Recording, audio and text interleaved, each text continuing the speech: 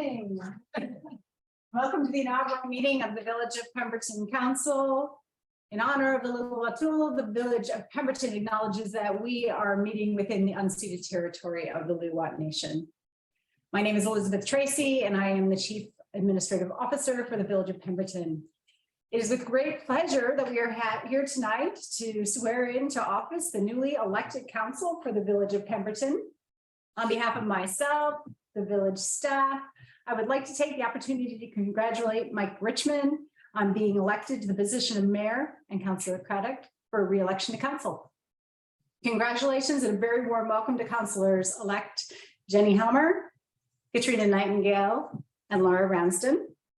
We look forward to working together for the next 4 years and are excited about the energy that a new council brings to the table. The proceedings for this evening will be as follows. Sheena Fraser, Manager of Corporate and Legislative Services in her capacity as Corporate Officer, will conduct the swearing-in portion of the evening. Once sworn in, each elected council member will take their seat at the council table. And upon completion of the swearing-in ceremony, there will be a brief opportunity for photos. Upon conclusion of the photo opportunity, Mayor Richmond will open the inaugural meeting of council.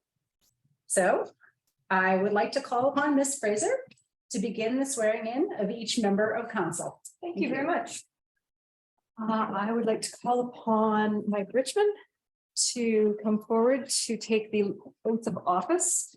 I have it written out here, and if you could just say the words, please. I, Mike Richmond, do solemnly affirm that I am qualified to hold the office of mayor for the Village of Pemberton, to which I have been elected.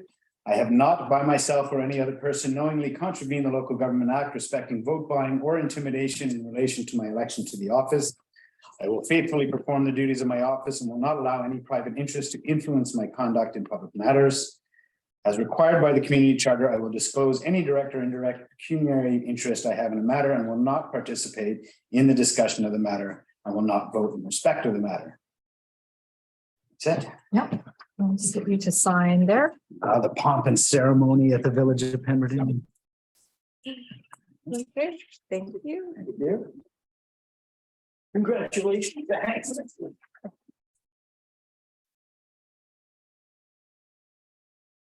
Mr. Craddock, I'd like to call upon you to take the oath of office for council, please. Thank you very much.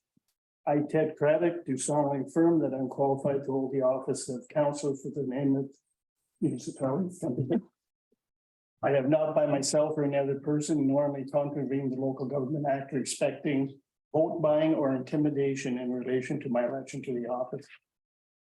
I will faithfully perform the duties of my office and will not allow any private interest to influence my conduct in public matters as required by the community charter. I will disclose any direct or indirect pecuniary interest I have in the matter and will not participate in discussion of the matter and will not vote in respect to the matter. Thank you.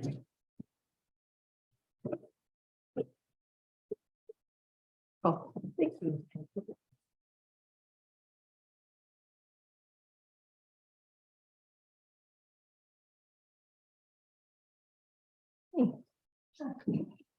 Ms. Helmer. Thank you.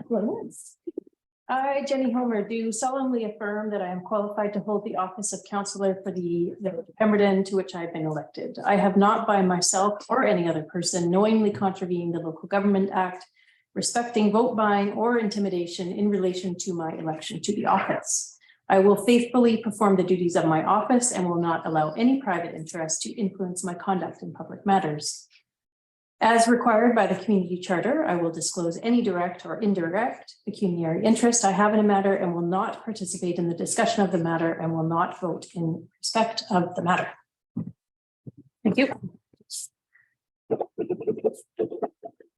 And thank you. Yeah.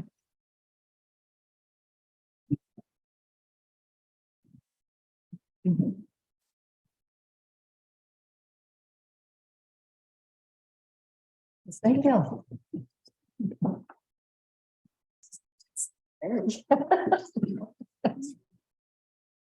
I, Katrina Nightingale, do solemnly affirm that I'm qualified to hold the office of councillor for the Village of Pemberton, to which I have been elected. I have not by myself or any other person knowingly contravene the Local Government Act, respect vote buying or intimidation in relation to my election to the office. I will faithfully perform the duties of my office and will not allow any private interest to influence my conduct in public matters. As required by the community charter, I will disclose any direct or indirect pecuniary interest I have in a matter and will not participate in the discussion of the matter and will not vote in respect of the matter.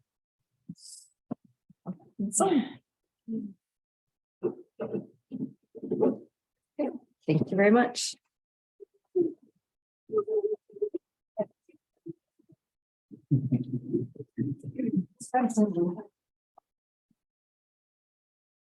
I, Laura Ramsden, do solemnly affirm that I am qualified to hold the office of councillor for the village of Pemberton, which I've been elected. I have not, by myself or any other person, knowingly contravened the Local Government Act respecting vote buying or intimidation in relation to my election to the office. I will faithfully perform the duties of my office and will not allow any private interest to influence my conduct in public matters. As required by the community charter, I will disclose any direct or indirect pecuniary interests I have in a matter and will not participate in the discussion of the matter and will not vote in respect of the matter.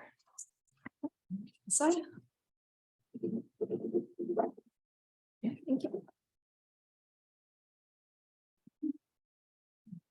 Thank you, Ms. Fraser. We now have an opportunity for a photo. If our new council would maybe like to line up at the front of the room, we've got some fans in the.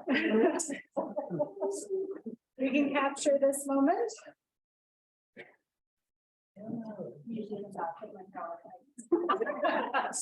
There's so few men here, we'll have to split up.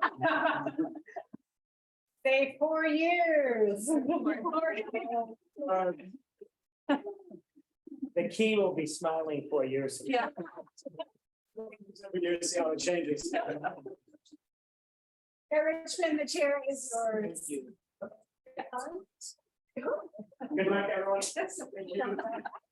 Family.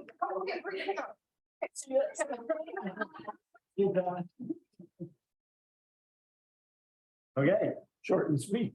go, the usual pomp and ceremony of the village of Pemberton. How much did we spend on that ceremony? Yeah. So I will call the meeting to order, and I'd also like to acknowledge that we're meeting here today, living and working and playing on these unceded territories and lands of the Leeward Nation. Any changes to the agenda? First meeting, seeing none, a motion to approve the agenda, please. Councilor Kravitz, seconded by, come on. You guys rushing. Give the new. Come on, jump in. Any opposed? Carries. So we'll just take a couple of quick minutes. If people want to say a little something. You're going to listen to me talk enough for the next 4 years, so I won't say too much, but I do want to acknowledge again, as we start the new chapter, I do want to acknowledge the outgoing councillors, Zant, Noble, and Antonelli, who put in 4 hard years with us. It was a tough 4 years, 2.5 of which were turned upside down, along with the community and the rest of the world and our little organization through the pandemic, threw our work plan off a little bit. But I believe our council did some really productive work over the last few years, and I just really want to acknowledge the 3 outgoing councillors for their contribution and their commitment. And looking forward, this is a very different look, and I'm really excited. You know, I've often said that I think municipal government is the most effective level of government, not just because we're most connected to people on the street, especially in a town this size, but I think it works the best. When it works well, it works the best because it brings diverse people, in our case, 5 of us together, and looking around the room, I see 4 very different people, different experience, different ideas coming together. And we're not separated by partisan policy. We're not separated by party politics. We're here all with the very common thread of just doing some work for our community and trying to manage things the best we can. And I think as a result, we come together with a really strong starting point. And as 5 different individuals coming here with open minds, we have the ability to present each other with new ideas, to hear the information from our experts, our staff, discuss and debate and hear new thoughts and ways of thinking about it from each other, and hopefully open new pathways to each other's brains. One of the things that's been most satisfying and amazing to me here has been the amount of times I have had my mind changed at this table. And I think that's why this is effective. I think this is how we come to the best decisions as a group, is with that open mind and just creating a space here for each other to be heard and to listen and to dialogue and to hear from our residents. So I'm really excited. We got a lot of work to do.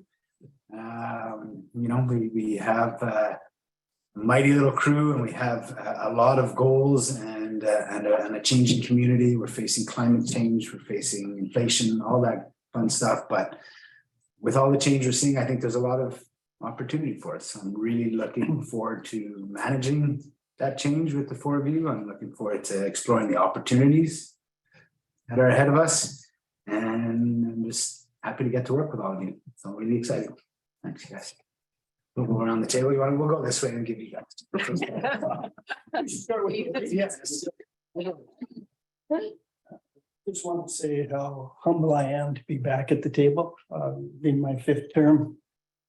I think over the years I've spent here, I've worked with some really wonderful people, and really looking forward to this group of people. I like to see the younger people come on board. And I think it's going to be real change for the community. I'm looking forward to the input and the decisions that we make at the table. And we're not always going to be on the same page, but as the mayor has said, we can change our mind.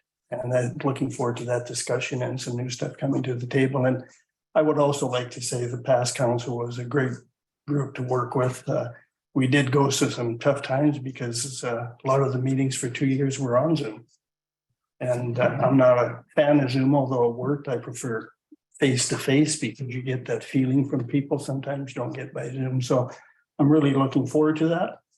I must say I'm excited to have our new CEO on board. And I think a new direction for our company, the community, is going to be great.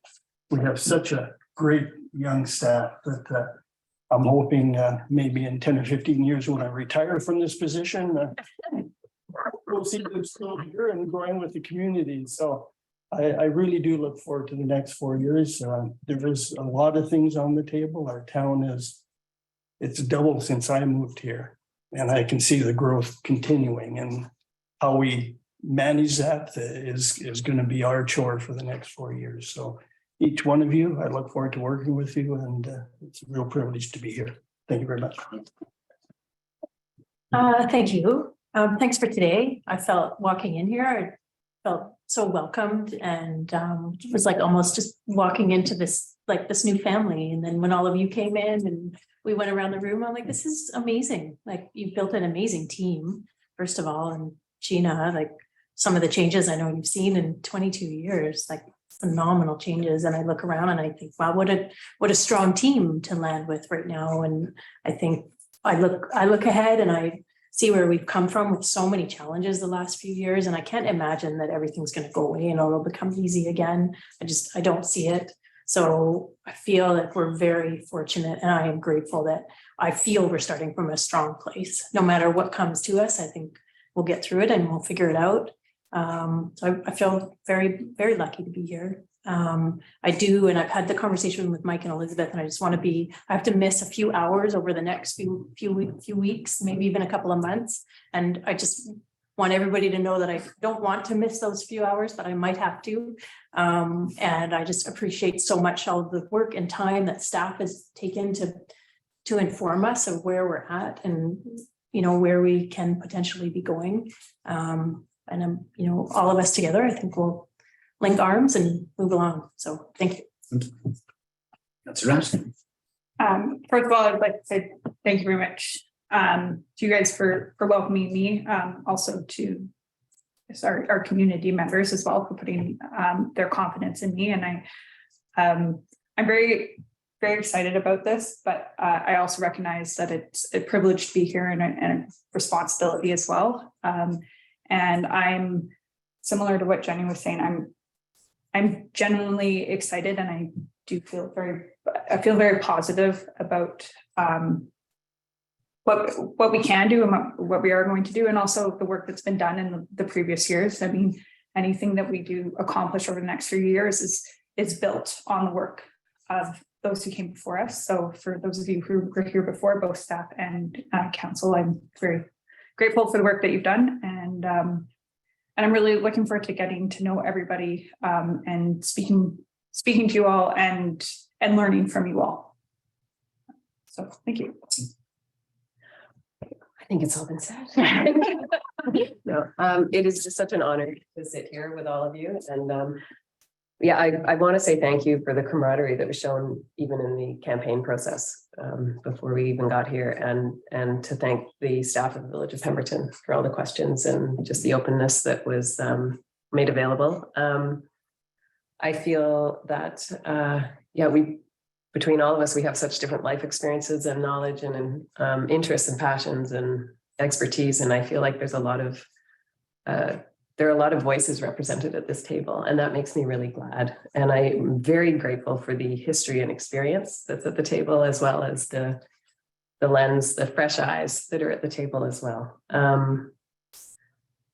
Yeah, and it is a privilege to represent the people of Pemberton, and in my mind as well, in a more universal sense, the global community, because I do think that what we do here matters. What happens here matters outside our village boundaries, and that's important to me.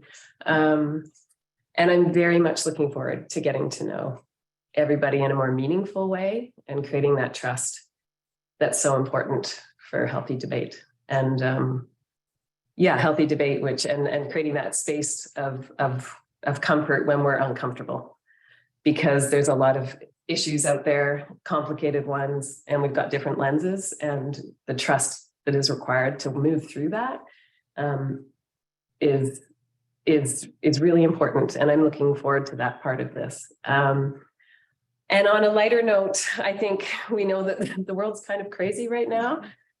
And we just have to look south of the border at what's going on there. We know that yeah, it's a difficult time, but I'm hopeful that in all of that, we can also celebrate the successes, no matter how small, and each other as we move along. And I feel like the council that was here before has created and the staff of the village have created such a groundwork for us to walk into. And I'm so grateful for that. So, yeah. Well, your dad's like. Oh, and thanks, Dad.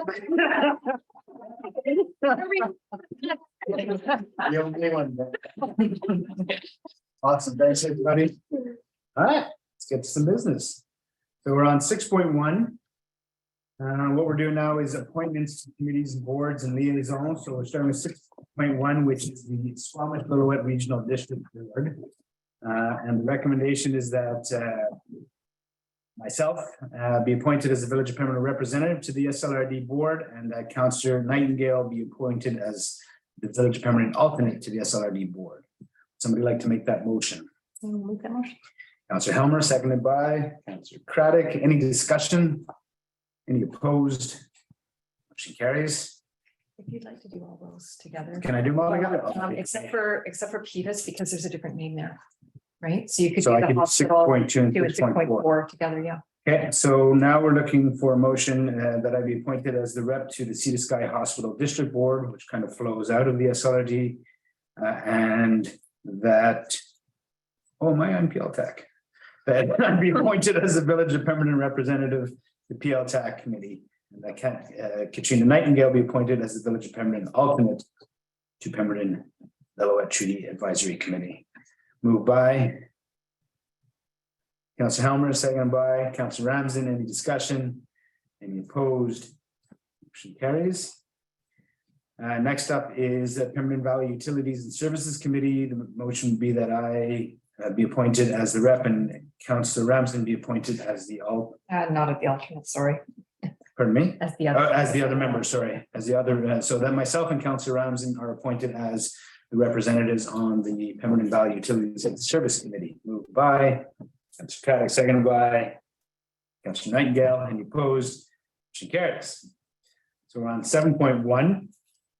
This is board and committee appointments. Can I do these? It's a little tricky because we put different names on each. Yeah, okay, we'll do one by one. So the first one is the Pemberton and District Library Board, and the motion would be that Councillor Nightingale be appointed as the Village of Pemberton representative to the Pemberton District Library Board, and Councillor Ramsden be appointed as the alternate. Moved by Councillor Helmer, seconded by Councillor Craddock. Any opposed? Motion carries. 7.2 is the Cemetery Committee. The recommendation is that Councillor Nightingale be appointed as the VOP representative to the Cemetery Committee. Councillor Helmer be appointed as the alternate. Moved by Councillor Ramsden, seconded by Councillor Craddock. Discussion. Opposed. Motion carries. 7.3 is the Municipal Insurance Association. Recommendation is that Councillor Craddock be appointed as the village rep and that Councillor Helmer be appointed as the alternate to the Municipal Insurance Association of BC. Moved by Councillor Ramsden, seconded by Councillor Nightingale. Any discussion? Opposed? Motion carries. We're on item number 8. And this is the acting mayor schedule. The acting mayor schedule is proposed that between December and January, Councillor Craddock will be the acting mayor. March through May, Councillor Helmer. June through August, Councillor Nightingale, and September through November, Councillor Ramsden.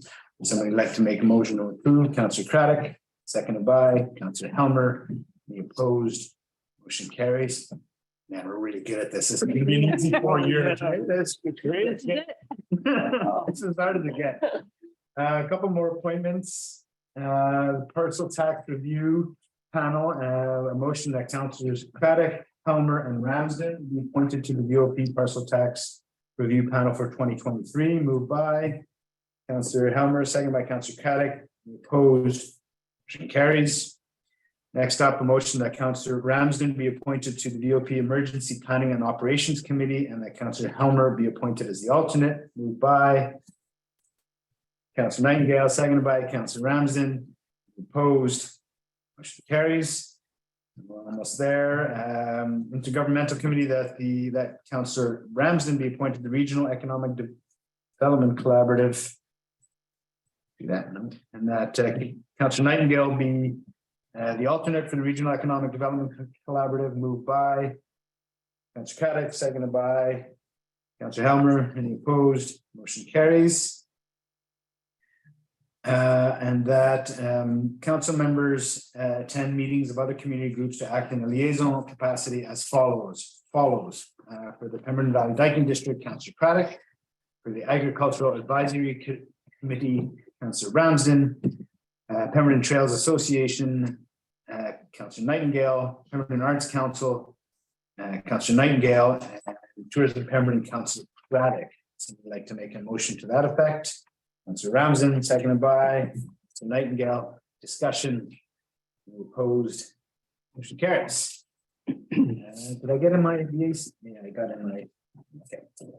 So we're on to 9. Item number 9, finance. And we're looking for authorized signature. Ms. Fraser is going to run over that. All right, so with the new council, we have to assign signature authorities. You did sign some documents earlier today. So we are required to update the list of council members that are authorized to sign checks on behalf of the village. We have banks accounts at the Bank of Nova Scotia, Blue Shore Financial Credit Union, and the TD Bank. Generally speaking, when we're signing checks, the CAO and the mayor will sign checks, but in the absence of the CAO, the manager of finance or chief financial officer, or the manager of corporate and legislative services or corporate officer has the authority to sign as well. In the absence of mayor, any member of council has the authority to sign. We do check runs once weekly. And when the run is completed, mayor, CAO are contacted, or in the absence of either one, a council member be contacted to come in and sign on the behalf so that we can pay the bills.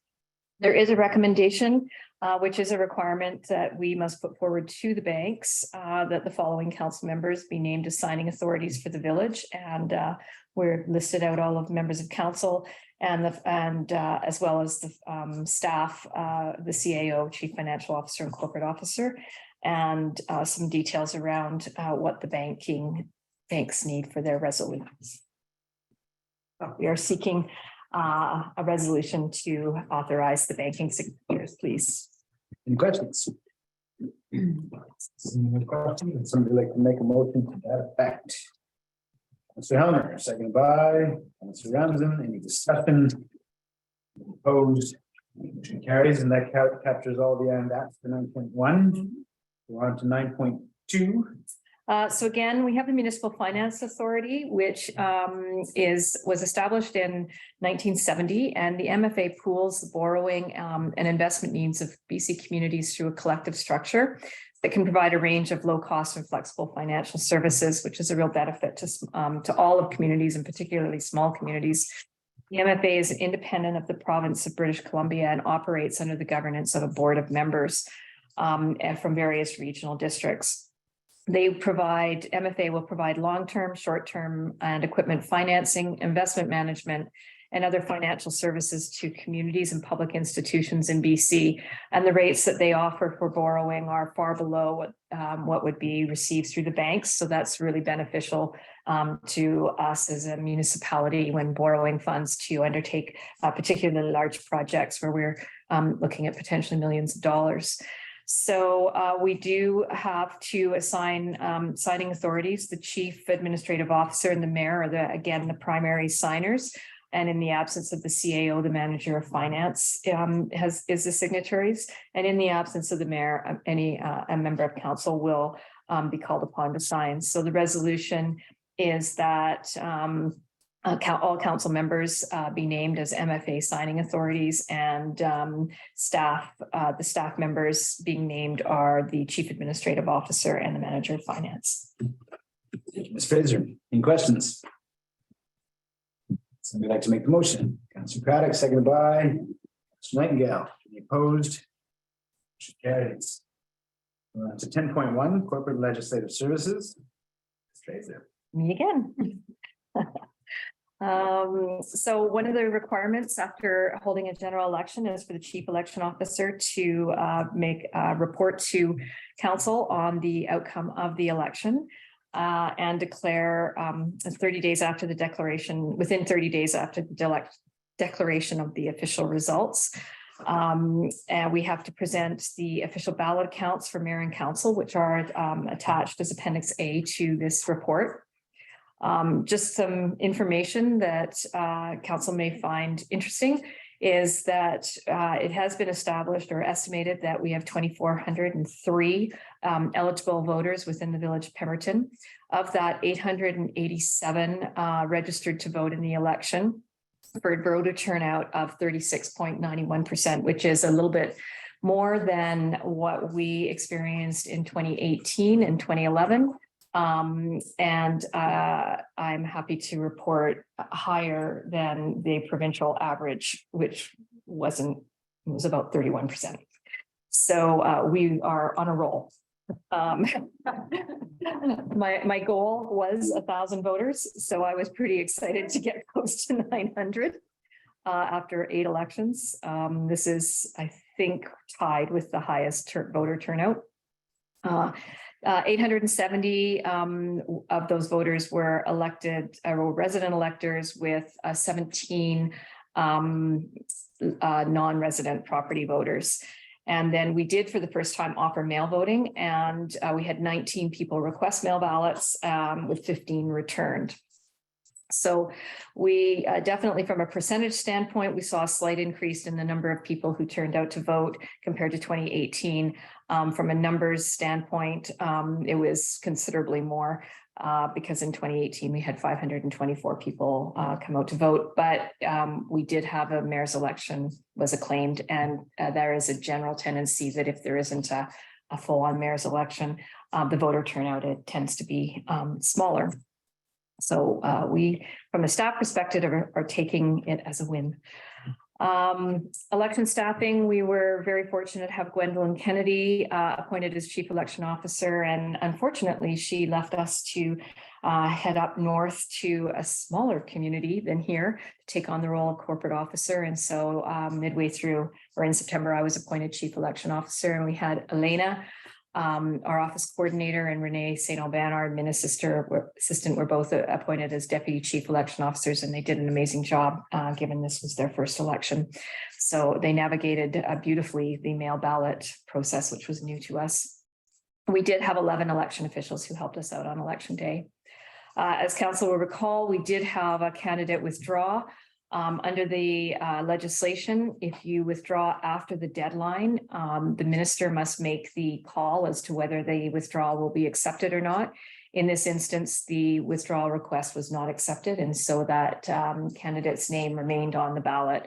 And the village staff and the election staff were not able to guide people with respect to whether or not they the details around the names on the ballots, all of the names stood.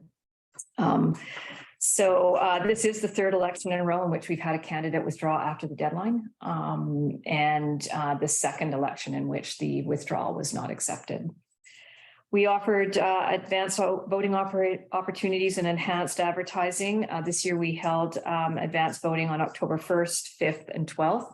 So we added a third one, which was the October 1st one on a Saturday, and the turnout was really significant.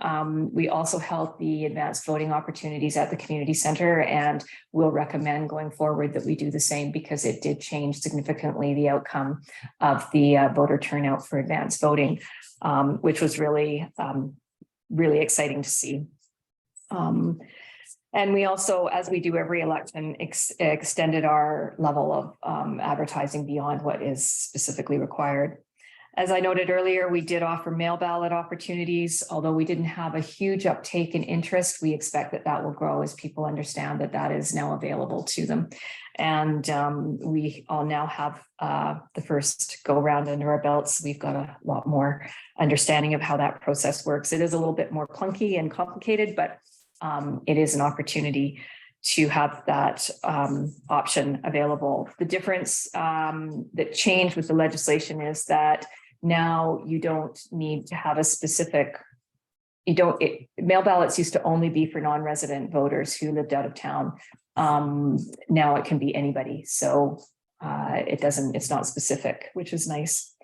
We held 2 candidate information sessions, one in July with 1 person attending, and the second was held in August with 2 people attending. Despite our best efforts, people didn't come out, but we're hoping that we keep trying. And we also facilitated the school board trustee election through our cost sharing agreement with the school board. And because there was an acclamation, there was limited activity on that front, although we do cost recover certain elements of the work that we've done through that process. Our election budget was established at $30,000. We are probably going to be close to that because we did have extending costs associated with the rental of the community center and the mail ballots. We will get some cost recovery through cost sharing with the regional district as well as the school district. And that is your report. The recommendation is that the chief election officer report be received. Questions? Anybody has any questions? Great report. Thank you. Oh, really? I mean it.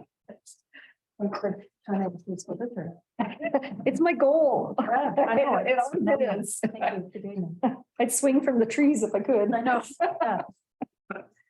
Thanks. Did I get that? 4 years.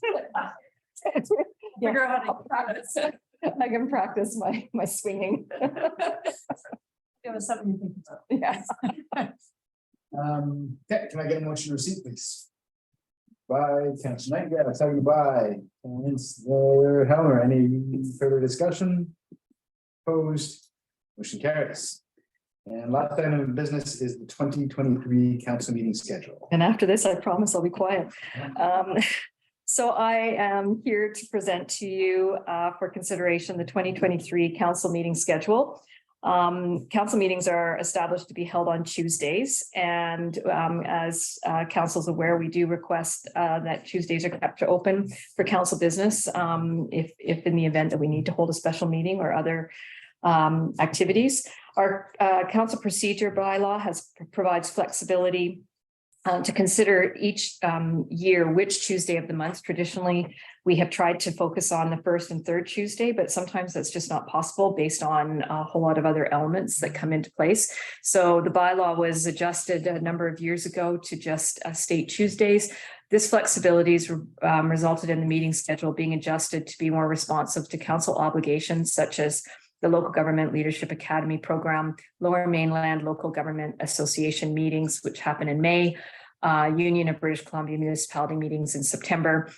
It also considers other activities that result from busy times for both council and staff from an operational perspective, as well as timing of statutory holidays and other office closures over Christmas and taking into account March break.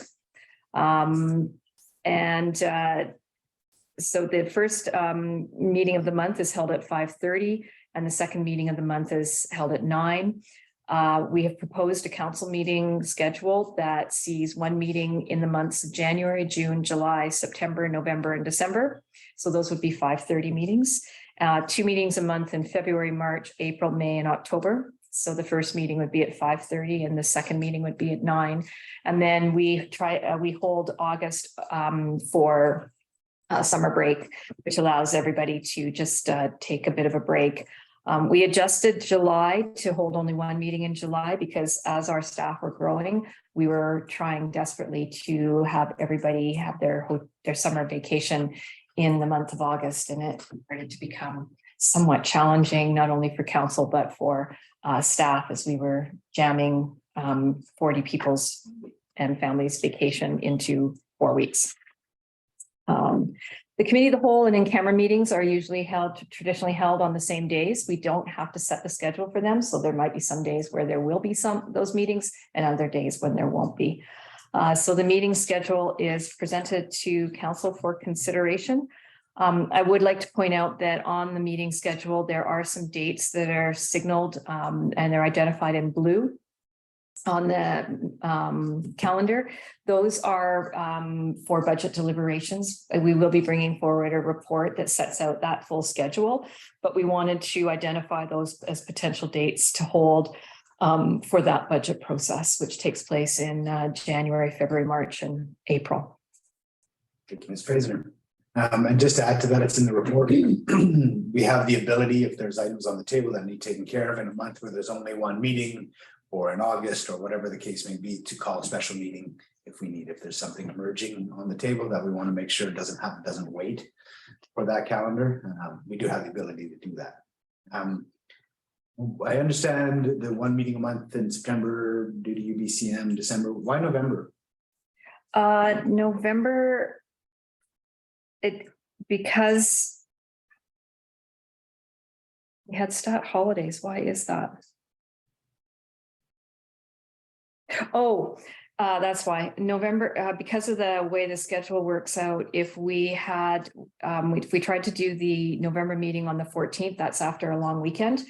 And November 11th is Saturday. So the stat day is the Monday. Right.